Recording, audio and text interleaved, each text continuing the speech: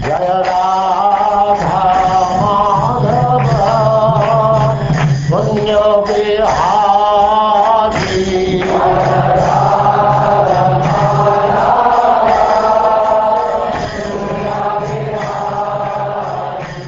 And now, Chapter 3. Yamaraj instructs his messengers.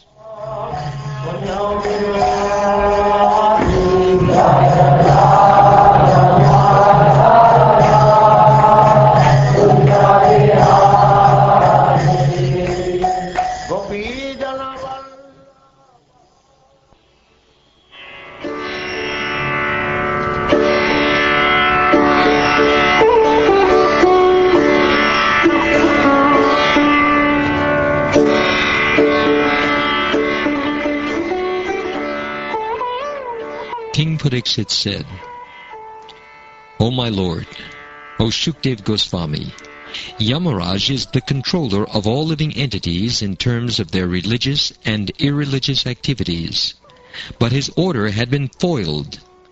When his servants, the Yamadutas, informed him of their defeat by the Vishnu Dutas, who had stopped them from arresting Ajamil, what did he reply? O great sage, never before has it been heard anywhere that an order from Yamaraj has been baffled. Therefore, I think that people will have doubts about this that no one but you can eradicate. Since this is my firm conviction, kindly explain the reasons for these events. My dear king, when the order carriers of Yamaraj were baffled and defeated by the order carriers of Vishnu, they approached their master, the controller of Samyamani Puri and master of sinful persons, to tell him of this incident. The Yamadutas said, Our dear lord, how many controllers or rulers are there in this material world? How many causes are responsible for manifesting the various results of activities performed under the three modes of material nature, that is, Sattvaguna, Rajaguna, and Tamoguna? If in this universe there are many rulers and justices who disagree about punishment and reward, their contradictory actions will neutralize each other, and no one will be punished or rewarded. Otherwise, if their contradictory acts fail to neutralize each other, everyone will have to be both punished and rewarded. Since there are many different karmis or workers, there may be different judges or rulers to give them justice. But just as one central emperor controls different departmental rulers, there must be one supreme controller to guide all the judges.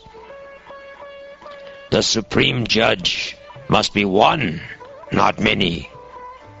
It was our understanding that you are that supreme judge, and that you have jurisdiction even over the demigods. Our impression was that you are the master of all living entities, the supreme authority who discriminates between the pious and impious activities of all human beings. But now we see that the punishment ordained under your authority is no longer effective, since your order has been transgressed by 4 wonderful and perfect persons.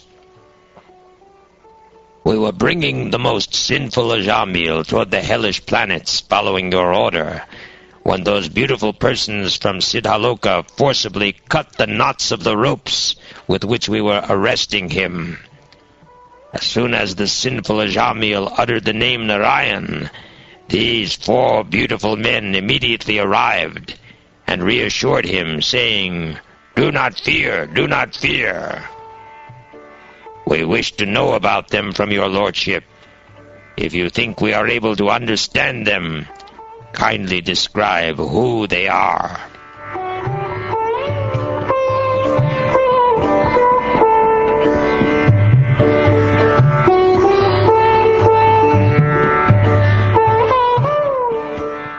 Sri Shukdev Goswami said, Thus, having been questioned, Lord Yamaraj, the supreme controller of the living entities, was very pleased with his order carriers because of hearing from them the holy name of Narayan. He remembered the lotus feet of the Lord and began to reply, Yamaraj said, My dear servants, you have accepted me as the supreme, but factually I am not. Above me and above all the other demigods, including Indra and Chandra, is the one supreme master and controller.